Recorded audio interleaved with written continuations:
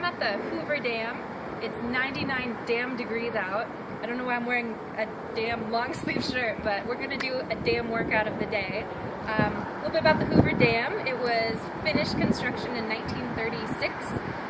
So we're gonna do 1936, 1 burpee, 9 alternating lunges, 3 star jumps, and 6 push-ups. Took 5 years to complete this thing, so you're gonna do 5 sets of that.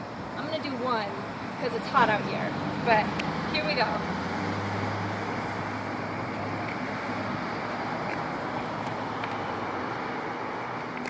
One, 2, 3, 4, 5, 6, 7, 8, 9, 3 star jumps.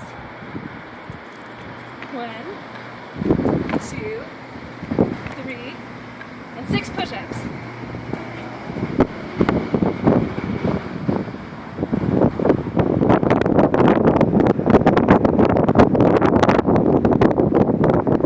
Alright, let's do 5 of those.